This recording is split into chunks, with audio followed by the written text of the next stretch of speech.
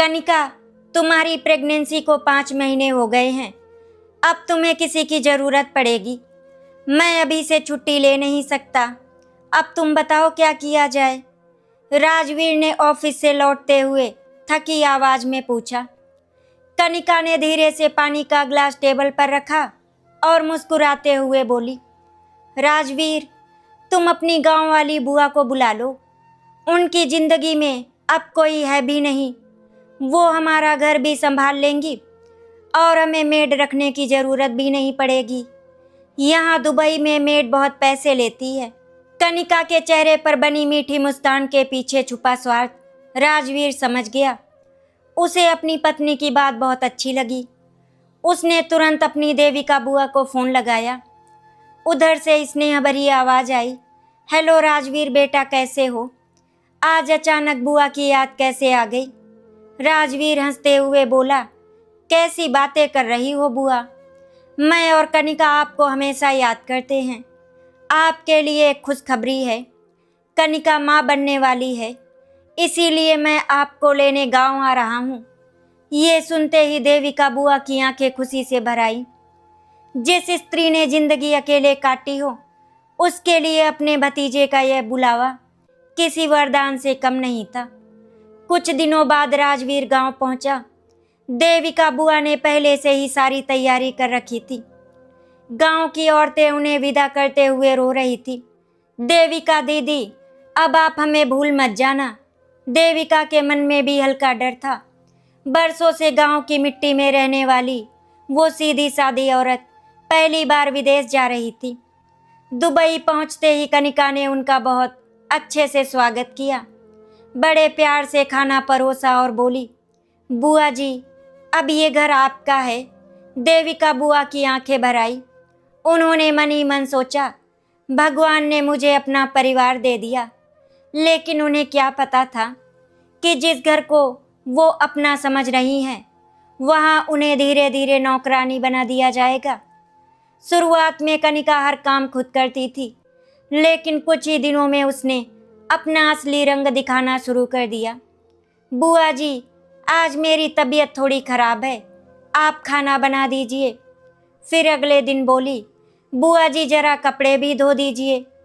देखते ही देखते पूरे घर का काम देविका बुआ के सिर पर आ गया। सुबह 5 बजे उठकर खाना बनाना, झाड़ू पोछा करना, कपड़े धोना, फिर कनिका की मालिश करना, सब कुछ बुआ ही करती। उनकी उम्र अब 60 साल के पार हो चुकी थी। ज़्यादा काम करने की आदत नहीं थी, इसीलिए शाम तक उनके हाथ कांपने लगते थे। लेकिन फिर भी वो खुद को समझा लेती, बहू पेट से है, इस हालत में उससे काम नहीं होगा, कोई बात नहीं, मैं कर लूँगी। उनकी सादगी और ममता का फ़ायदा कनिका बड़ी आसानी से उठा रही थी। राजवीर भी सब कुछ देखकर चुप रहता। उसे लगता था कि अगर बुआ घर संभाल रही हैं तो इसमें क्या बुराई है। 9 महीने गुजर गए और कनिका ने एक बेटे को जन्म दिया। घर में खुशी की लहर दौड़ गई। छोटे से नामकरण समारोह में बच्चे का नाम रजत रखा गया। देविका बुआ ने पूरे मन से उस बच्चे की देखभाल शुरू कर दी। रात रात भर जागकर वो उसे गोद में लेकर घूमती ताकि कनिका आराम से सो सके। लेकिन 5 महीने गुजर जाने के बाद भी कनिका अपने कमरे से बाहर नहीं निकलती थी। वो सारा दिन मोबाइल चलाती रहती और घर का एक भी काम नहीं करती। अब देविका बुआ की हालत खराब होने लगी थी। एक दिन उन्होंने हिम्मत करके कनिका से कहा, बहू, अब तो तुम पूरी तरह ठीक हो गई हो। रजत को मैं संभाल लूँगी, घर के काम तुम कर लिया करो। बस इतना सुनते ही कनिका का चेहरा गुस्से से लाल हो गया। वो जोर से चिल्लाई, बुआ, मैं इस घर की मालकिन हूँ, कोई नौकरानी नहीं जो घर के काम करूँ। अगर मुझे ही काम करना था तो मैंने आपको यहाँ क्यों बुलाया? गांव में तो आपको 2 वक्त का खाना भी नहीं मिलता होगा। यहाँ अच्छा अच्छा खा रही हो, इसीलिए एहसान मानो। देविका बुआ के पैरों तले जमीन खिसक गई। उनकी आंखें नम हो गईं। उन्होंने कभी सपने में भी नहीं सोचा था कि जिन लोगों को वो अपना समझ कर आई हैं, वही उन्हें नौकरानी समझेंगे। कांपती आवाज में उन्होंने कहा, बहू, बड़ों से बात करने की तमीज नहीं है क्या? तभी वहां राजवीर भी आ गया। कनिका तुरंत रोने का नाटक करने लगी। राजवीर गुस्से में बोला, बुआ, आप कनिका से इस तरह कैसे बात कर सकती हैं? देविका बुआ की आंखों से आंसू बह निकले। उन्होंने टूटे हुए दिल से कहा, राजवीर बेटा, तुम गलत समझ रहे हो। तुम्हारी पत्नी ने मुझे नौकरानी कहा है। मैं तो तुम लोगों को अपना समझकर यहाँ पर आई थी, लेकिन तुम लोग मुझे क्या समझ रहे हो? मैं कोई भिखारी हूँ जो तुम्हारे टुकड़ों पर पलूंगी? ये सुनकर भी राजवीर का दिल नहीं पसीजा। लेकिन अगले ही पल देविका बुआ ने अपना मोबाइल निकाला और बोली, और रही बात पैसों की, तो ये देखो मेरा अकाउंट। जैसे ही राजवीर और कनिका ने मोबाइल स्क्रीन पर नजर डाली, दोनों के होश उड़ गए। अकाउंट में 1 करोड़ से ऊपर रुपए थे। दोनों के चेहरे का रंग उड़ गया। कनिका, जो अभी तक उन्हें नौकरानी कह रही थी, अचानक मीठी आवाज में बोली, अरे बुआ जी, आप तो हमारी बात का बुरा मान गई। हम तो बस मजाक कर रहे थे। राजवीर भी तुरंत बोला, हाँ बुआ, आप तो जानती हैं ना हम आपको कितना प्यार करते हैं। लेकिन अब देविका बुआ सब समझ चुकी थी।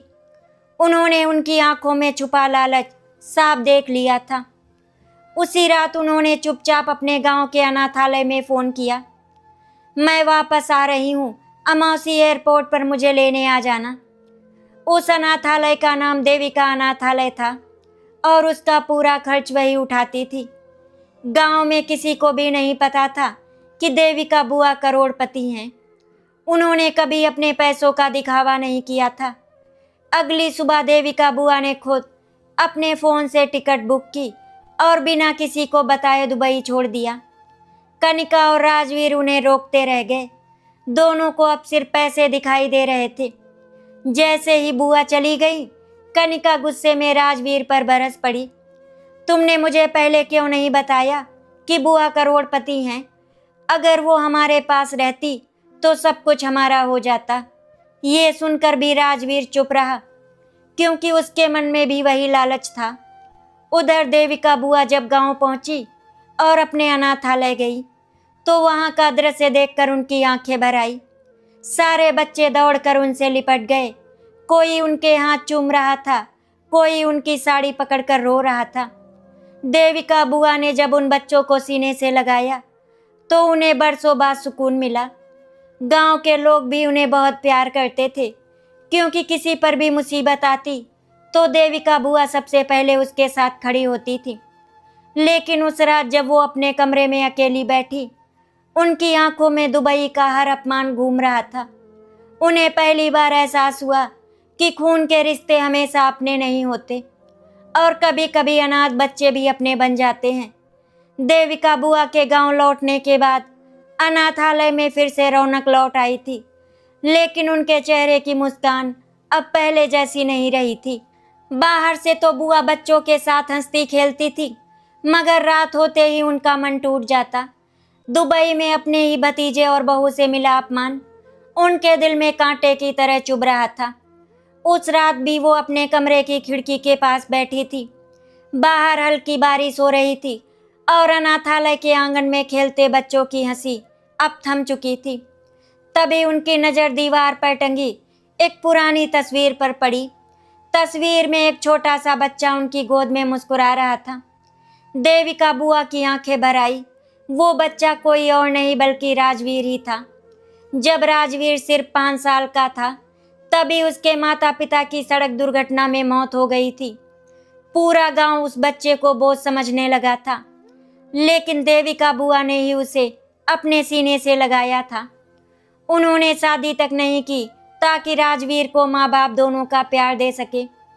खेत बेचकर उसे पढ़ाया, शहर भेजा, नौकरी लगवाई, यहाँ तक कि दुबई भेजने के लिए भी अपनी जमा पूंजी लगा दी। लेकिन आज वही बच्चा उन्हें नौकरानी समझ बैठा था। उधर दुबई में कनिका और राजवीर की जिंदगी फिर पहले जैसी हो गई थी, लेकिन अब दोनों के मन में सिर्फ एक ही बात घूम रही थी, देविका बुआ के करोड़ों रुपए। कनिका दिन रात राजवीर के कान भरती रहती, तुम्हें किसी भी तरह बुआ को वापस लाना होगा। सोचो, अगर उनका सब कुछ हमें मिल गया तो जिंदगी बन जाएगी।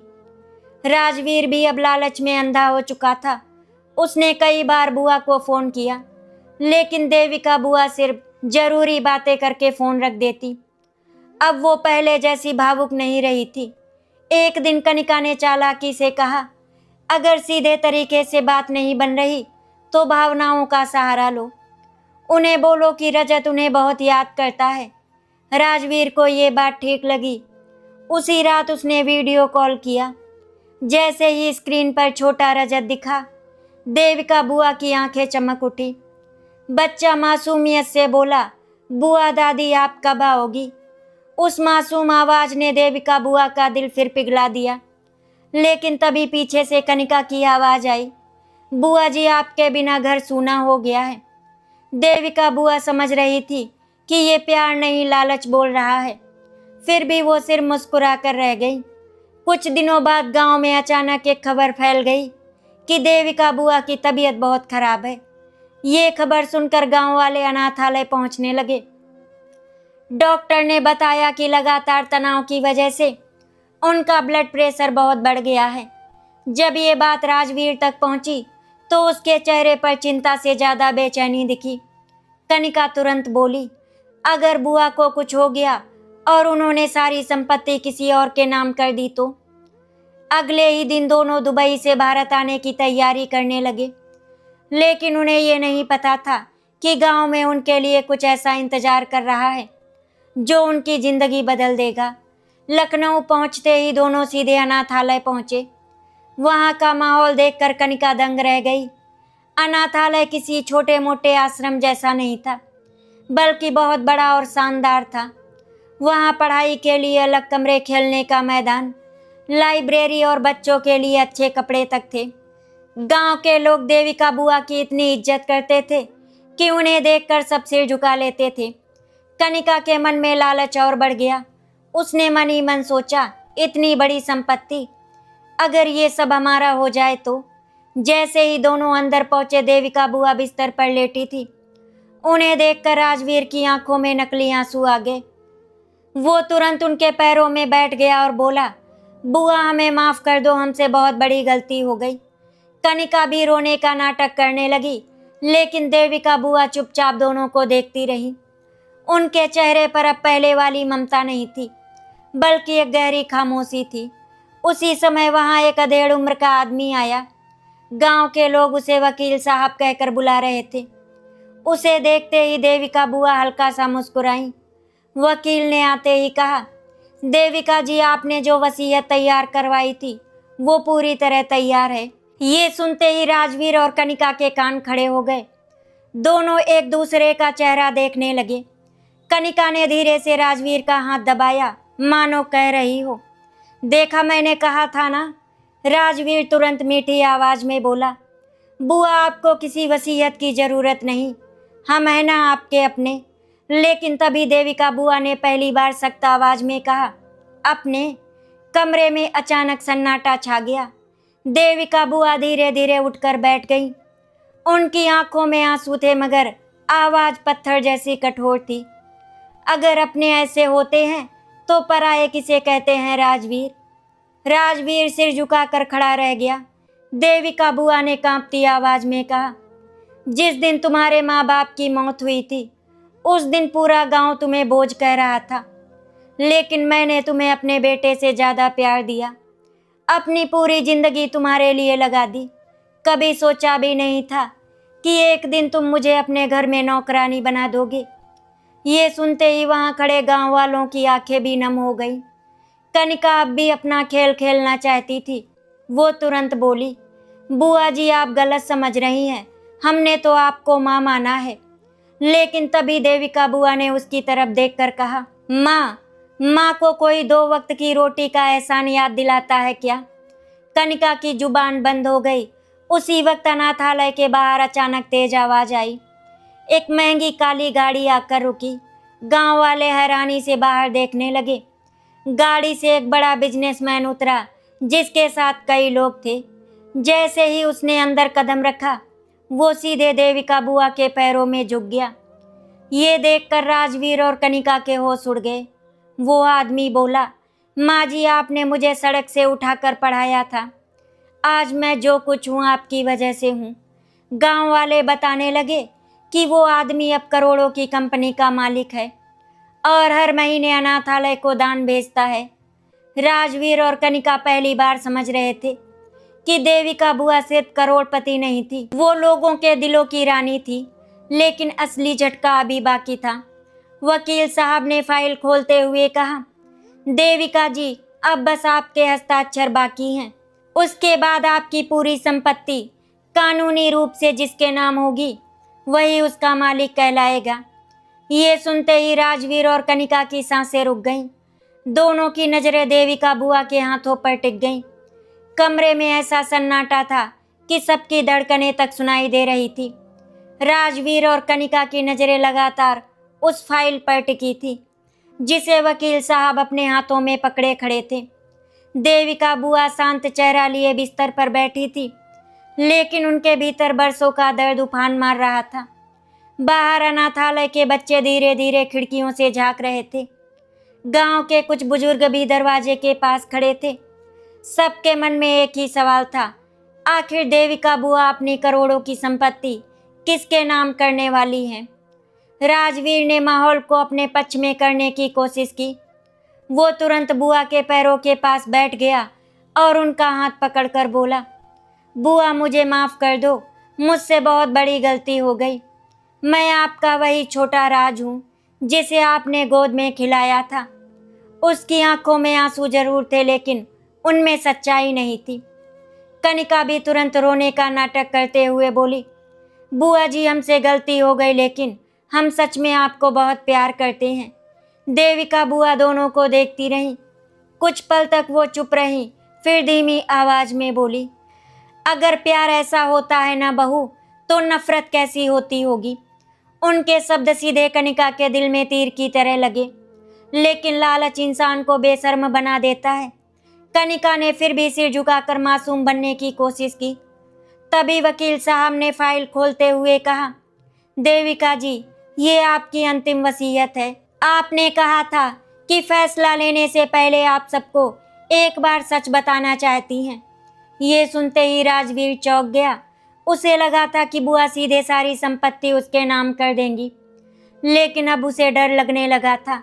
देविका बुआ ने गहरी सांस ली और खिड़की के बाहर देखते हुए बोली, आज तक मैंने अपनी जिंदगी का सच किसी को नहीं बताया, क्योंकि मुझे कभी जरूरत महसूस नहीं हुई, लेकिन आज वक्त आ गया है कि सब जान ले। उनकी आवाज़ सुनते ही कमरे में खड़े लोग और करीब आ गए। देविका बुआ ने कहना शुरू किया, आज से करीब 30 साल पहले मैं भी एक सामान्य लड़की थी। मेरे भी सपने थे, मेरा भी एक परिवार था। उनकी आंखें नम हो गई। मेरी शादी बहुत अच्छे घर में हुई थी। मेरे पति सरकारी इंजीनियर थे। हम दोनों बहुत खुश थे, लेकिन शादी के सिर्फ 2 साल बाद एक सड़क हादसे में मेरे पति की मौत हो गई। कमरे में खामोशी छा गई। देविका बुआ ने कांपती आवाज में आगे कहा, उस वक्त मैं माँ बनने वाली थी, लेकिन सदमे की वजह से मेरा बच्चा भी नहीं बच पाया। ये सुनते ही वहां मौजूद कई औरतों की आंखों से आंसू बहने लगे। राजवीर और कनिका भी पहली बार बुआ की जिंदगी का दर्द समझ रहे थे। देविका बुआ बोली, पति और बच्चे के जाने के बाद ससुराल वालों ने मुझे अशुभ कहकर घर से निकाल दिया। उस दिन मेरे पास ना रहने की जगह थी, ना खाने के लिए रोटी। उनकी आंखों में आंसू बहने लगे। मैं कई दिनों तक मंदिरों के बाहर बैठकर रोती रही। फिर एक दिन मुझे सड़क किनारे एक अनाथ बच्चा मिला। वो भूख से रो रहा था। उस बच्चे को देखकर मुझे लगा जैसे भगवान ने मुझे जीने की वजह दे दी हो। मैंने उसी दिन ठान लिया था कि अब मेरी जिंदगी उन बच्चों के लिए होगी जिनका इस दुनिया में कोई नहीं है। गांव वाले भावुक होकर उनकी बातें सुन रहे थे। देविका बुआ ने आगे कहा, मैंने छोटी छोटी नौकरियां की, लोगों के कपड़े सिले, खेतों में काम किया और धीरे धीरे पैसे जोड़ती रही। फिर एक दिन मैंने इस अनाथालय की नींव रखी। राजवीर के चेहरे पर शर्म साफ दिखाई देने लगी थी।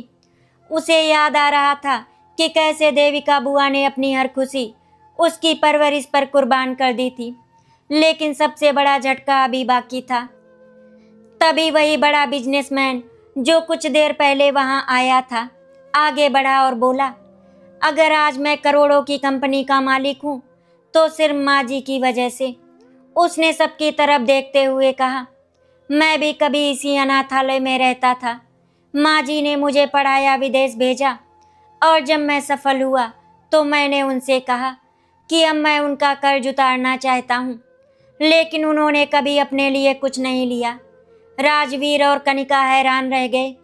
उन्हें पहली बार समझ आया कि देविका बुआ की दौलत सिर्फ बैंक बैलेंस नहीं थी, बल्कि हजारों लोगों की दुआएं थी। तभी वकील साहब ने धीरे से कहा, देविका जी, अब वसीयत पढ़ दूं। कमरे में मौजूद सबकी धड़कनें तेज हो गईं। राजवीर की आंखों में डर और लालच दोनों दिखाई दे रहे थे। कनिका की उंगलियां कांप रही थी। वकील साहब ने फाइल खोली और पढ़ना शुरू किया। मैं देविका देवी, अपनी पूरी चल अचल संपत्ति। बस इतना सुनते ही राजवीर की सांसें रुक गईं। लेकिन तभी अचानक देविका बुआ ने हाथ उठाकर वकील को रोक दिया। सब हैरानी से उन्हें देखने लगे। उन्होंने धीरे से कहा, रुकिए, वसीयत पढ़ने से पहले मैं राजवीर को एक आखिरी मौका देना चाहती हूँ। राजवीर की आंखों में उम्मीद चमक उठी। वो तुरंत बोला, बुआ, मैं बदल जाऊंगा, मैं आपकी बहुत सेवा करूंगा। लेकिन देविका बुआ ने गहरी नजरों से उसकी तरफ देखते हुए कहा, सेवा इंसान दिल से करता है बेटा, लालच से नहीं। फिर उन्होंने अपने तकिए के नीचे से एक पुराना लिफाफा निकाला और राजवीर की तरफ बढ़ा दिया। इसे खोलो। राजवीर कांपते हाथों से लिफाफा खोलने लगा। अंदर कुछ पुराने कागज और एक तस्वीर थी। जैसे ही उसकी नजर उस तस्वीर पर पड़ी, उसके चेहरे का रंग उड़ गया। तस्वीर में एक छोटा बच्चा अस्पताल के बिस्तर पर लेटा था और उसके पास खड़ी देविका बुआ रो रही थी। तस्वीर के पीछे लिखा था, जिस दिन मैंने अपना सब कुछ खोकर तुम्हें पाया। राजवीर के हाथ कांपने लगे। तभी देविका बुआ ने भारी आवाज में कहा, तुम्हें पता भी है राजवीर, तुम्हें बचाने के लिए मैंने क्या खोया था। कमरे में मौजूद हर इंसान की सांसें थम गई। राजवीर की आंखों में डर उतर आया, क्योंकि उसे महसूस हो रहा था कि अब कोई बहुत बड़ा सच सामने आने वाला है। राजवीर के हाथों में पकड़ी वो पुरानी तस्वीर लगातार कांप रही थी। उसके माथे पर पसीना आ गया था। तस्वीर में अस्पताल का कमरा दिखाई दे रहा था, जहां एक छोटा बच्चा ऑक्सीजन मास्क लगाए लेटा था। उसके पास देविका बुआ फूट फूट कर रो रही थी।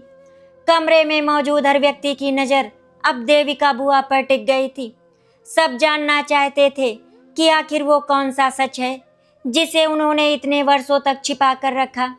देविका बुआ ने अपनी आंखें बंद की, जैसे पुराने जख्म फिर से हरे हो गए हों। फिर उन्होंने धीमी आवाज में कहना शुरू किया, आज से 25 साल पहले राजवीर बहुत बीमार पड़ गया था।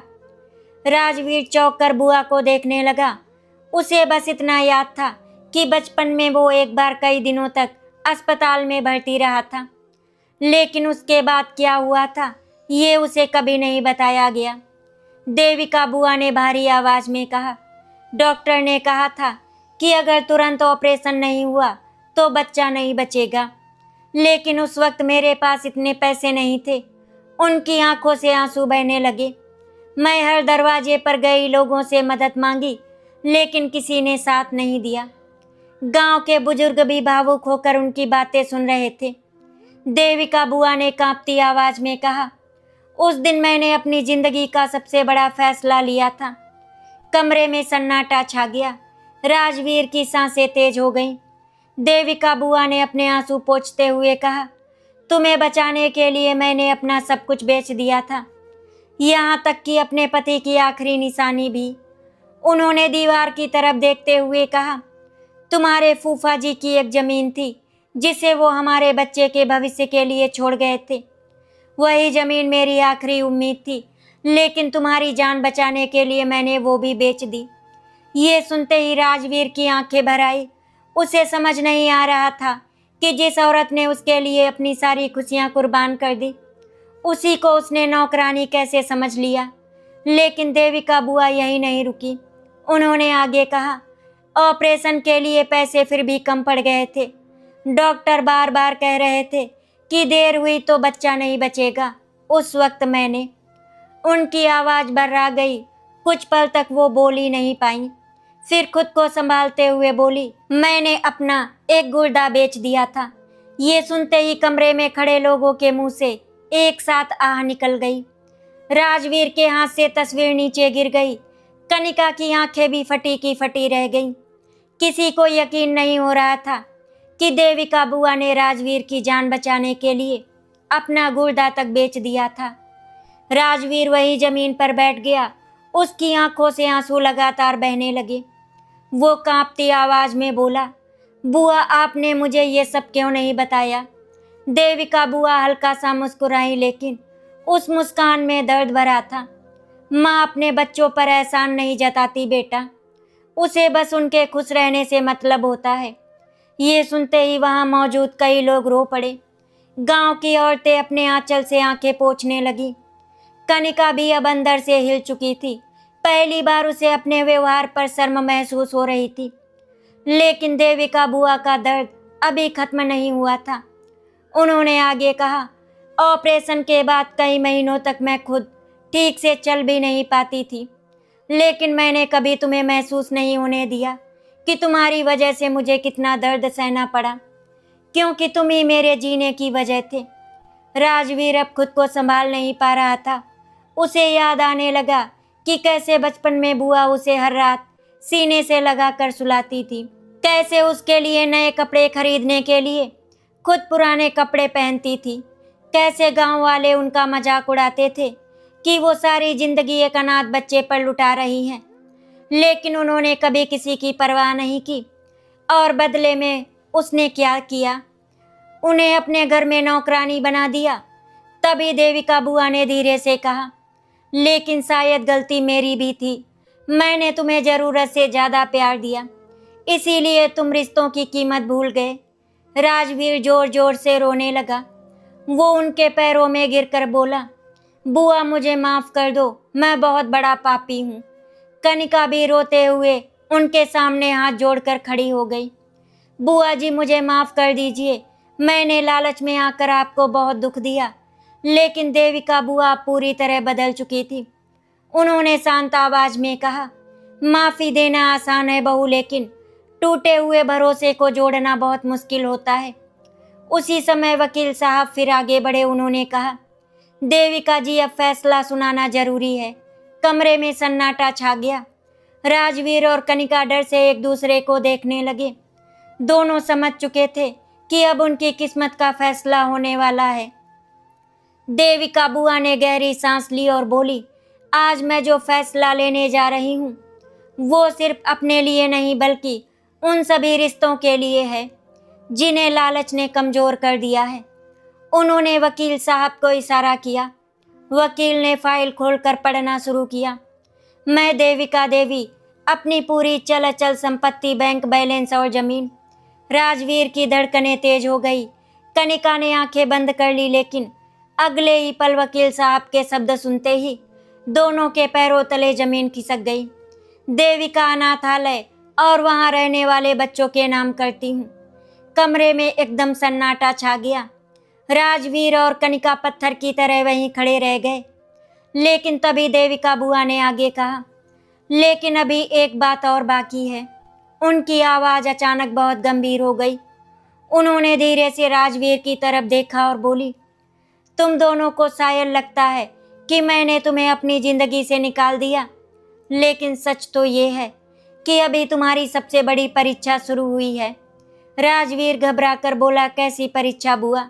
देविका बुआ की आंखों में अजीब सा दर्द उतर आया। उन्होंने कांपती आवाज में कहा, जिस लालच ने तुम्हें अंधा बना दिया था, वही लालच अब तुम्हारे अपने बेटे रजत की जिंदगी पर भारी पड़ने वाला है। ये सुनते ही कनिका के चेहरे का रंग उड़ गया। देविका बुआ के मुंह से ये सुनते ही रजत की जिंदगी पर खतरा मंडरा रहा है। कनिका के हाथ पांव कांपने लगे। वो घबरा कर बोली, बुआ जी आप ऐसा क्यों कह रही हैं? मेरे बेटे को क्या हुआ है? राजवीर भी डर से बुआ की तरफ देखने लगा। अभी कुछ देर पहले तक दोनों सिर्फ संपत्ति के बारे में सोच रहे थे, लेकिन अब पहली बार उन्हें अपने बेटे की चिंता सताने लगी थी। कमरे में मौजूद गांव वाले भी हैरानी से एक दूसरे का चेहरा देखने लगे। देविका बुआ ने गहरी सांस ली और धीमी आवाज में कहा, जिस दिन तुम लोग दुबई से भारत आने वाले थे, उससे एक रात पहले मुझे एक फोन आया था। तुम्हें तो पता है, रजत को लेकर मैं वहां पर कई बार दिखाने गई थी, इसीलिए उन लोगों के पास मेरा नंबर था। कमरे में खामोशी फैल गई। देविका बुआ बोली, फोन अस्पताल से था। उन्होंने बताया कि रजत की तबीयत अचानक बहुत खराब हो गई थी। उसके दिल में जन्म से ही एक छोटी सी समस्या थी जो अब बढ़ती जा रही है। ये सुनते ही कनिका के पैरों तले जमीन खिसक गई। उसकी आंखों से आंसू बहने लगे, लेकिन डॉक्टर ने तो कहा था कि सब ठीक है, वो रोते हुए बोली। देविका बुआ ने शांत आवाज में कहा, डॉक्टर ने शुरू में खतरा छोटा बताया था, लेकिन अब उसका इलाज बहुत जरूरी हो गया है। अगर समय रहते ऑपरेशन नहीं हुआ तो बच्चे की जान भी जा सकती है। ये सुनते ही राजवीर के होश उड़ गए। उसके सामने अचानक अपना बचपन घूम गया, जब वो खुद अस्पताल के बिस्तर पर मौत से लड़ रहा था और देविका बुआ उसके लिए अपना गुर्दा तक बेच चुकी थी। कनिका जोर जोर से रोने लगी। नहीं बुआ जी, मेरे बेटे को कुछ नहीं होना चाहिए। वो देविका बुआ के पैरों में गिर गई। उसकी सारी अकड़ और घमंड पल भर में खत्म हो चुका था। राजवीर भी टूट चुका था। उसे समझ आ रहा था कि जिस दर्द से कभी देविका बुआ गुजरी थी, आज वही दर्द उसकी जिंदगी में लौट आया है। फर्क सिर्फ इतना था कि उस वक्त देविका बुआ अकेली थी और आज उसके पास कोई सहारा नहीं था। देविका बुआ की आंखें भी नम हो गई। उन्होंने धीरे से कहा, जब इंसान लालच में अंधा हो जाता है ना बेटा, तब भगवान उसे रिश्तों की कीमत इसी तरह समझाते हैं। कुछ देर तक कमरे में सिर्फ कनिका के रोने की आवाज गूंजती रही। फिर अचानक देविका बुआ उठी और धीरे धीरे रजत की तस्वीर के पास जाकर खड़ी हो गई। उन्होंने तस्वीर को अपने सीने से लगाया और बोली, इस बच्चे का क्या कसूर है? गलती तो तुम दोनों की थी। उनकी आवाज में दर्द भी था और ममता भी। राजवीर रोते हुए बोला, बुआ हमसे बहुत बड़ी गलती हो गई, लेकिन हमारे बेटे को बचा लो। आप जो भी कहोगी हम वही करेंगे। कनिका भी हाथ जोड़कर खड़ी हो गई। बुआ जी, हमें हमारी सजा दे दीजिए, लेकिन रजत को कुछ मत होने दीजिए। देविका बुआ कुछ पल तक चुप रही। फिर उन्होंने वकील साहब की तरफ देखा और बोली, वसीयत की एक शर्त अभी बाकी है। सब हैरानी से उनकी तरफ देखने लगे। देविका बुआ ने कहा, मेरी सारी संपत्ति अनाथालय के नाम रहेगी, लेकिन अगर राजवीर और कनिका सच में बदलना चाहते हैं तो उन्हें यहाँ रहकर इन बच्चों की सेवा करनी होगी। राजवीर तुरंत बोला, हम करेंगे बुआ, जिंदगी भर करेंगे। कनिका ने भी रोते हुए सिर हिला दिया।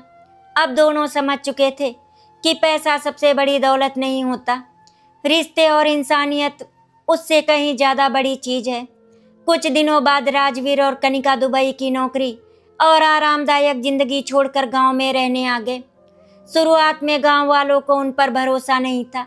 सबको लगता था कि शायद दोनों फिर कोई स्वार्थ लेकर आए हैं, लेकिन धीरे धीरे सब बदलने लगा। राजवीर सुबह सुबह अनाथालय के बच्चों को स्कूल छोड़ने जाता, उनके साथ बैठकर पढ़ाई करवाता। कनिका खुद रसोई में जाकर बच्चों के लिए खाना बनाती। जिन हाथों ने कभी देविका बुआ को नौकरानी कहा था, वही हाथ अब बच्चों के कपड़े धो रहे थे। शुरुआत में ये सब उनके लिए बहुत मुश्किल था, लेकिन धीरे धीरे उनके भीतर का घमंड टूटने लगा। उधर रजत का इलाज भी शुरू हो गया। देविका बुआ खुद उसे लेकर बड़े अस्पताल में गई। डॉक्टरों ने कहा कि ऑपरेशन बहुत महंगा है। ये सुनकर राजवीर का सिर झुक गया। उसे याद आ गया कि कभी उसकी जान बचाने के लिए देविका बुआ ने अपना गुर्दा बेच दिया था, लेकिन इस बार देविका बुआ मुस्कुराई और बोली, जब तक मैं जिंदा हूँ मेरे बच्चे को कुछ नहीं होगा। उन्होंने बिना सोचे अपने अकाउंट से पैसे निकाल दिए। कनिका ये सब देखकर फूट फूट कर रो पड़ी। उसे समझ नहीं आ रहा था कि जिस औरत को उसने अपमानित किया, वही आज उसके बेटे की जिंदगी बचाने के लिए सब कुछ लुटा रही है। ऑपरेशन वाला दिन आ गया। अस्पताल के बाहर सबकी सांसें अटकी हुई थी। कनिका लगातार भगवान से प्रार्थना कर रही थी। राजवीर चुपचाप बैठा रो रहा था, लेकिन देविका बुआ बिल्कुल शांत थी। उन्होंने दोनों के सिर पर हाथ रखा और बोली, डरो मत, भगवान अच्छे लोगों का साथ कभी नहीं छोड़ते। कई घंटों बाद डॉक्टर ऑपरेशन थिएटर से बाहर आए। उनके चेहरे पर मुस्कान थी। ऑपरेशन सफल रहा। ये सुनते ही कनिका जोर जोर से रोते हुए देविका बुआ के गले लग गई। राजवीर भी उनके पैरों में गिर पड़ा। उस पल पहली बार दोनों को एहसास हुआ कि सच्चा रिश्ता खून से नहीं, त्याग और प्रेम से बनता है। कुछ महीनों बाद अनाथालय में फिर से खुशी लौट आई। रजत अब बिल्कुल स्वस्थ था और बाकी बच्चों के साथ खेलता था। गांव वाले भी अब राजवीर और कनिका को सम्मान की नज़र से देखने लगे थे। एक शाम अनाथालय के आंगन में सारे बच्चे खेल रहे थे। देविका बुआ कुर्सी पर बैठी उन्हें मुस्कुराकर देख रही थी। तभी छोटा रजत दौड़ता हुआ आया और उनकी गोद में बैठ गया। मासूमियत से बोला, बुआ दादी आप कहीं जाओगी तो नहीं ना? देविका बुआ की आंखें भर आई। उन्होंने उसे सीने से लगाकर कहा, नहीं बेटा, अब मैं अपने बच्चों को छोड़कर कहीं नहीं जाऊंगी। थोड़ी दूर खड़े राजवीर और कनिका ये दृश्य देख रहे थे। दोनों की आंखों में आंसू थे। उन्हें आखिर समझ आ गया था कि इंसान की सबसे बड़ी दौलत पैसा नहीं, बल्कि वो रिश्ते हैं जिन्हें प्यार और त्याग से निभाया जाता है। आशा करती हूँ आपको हमारी कहानी अच्छी लगी होगी। अगर आपको हमारी कहानी अच्छी लगी तो वीडियो को लाइक एंड शेयर करें, चैनल को सब्सक्राइब करें। वीडियो देखने के लिए आप सभी का बहुत बहुत धन्यवाद।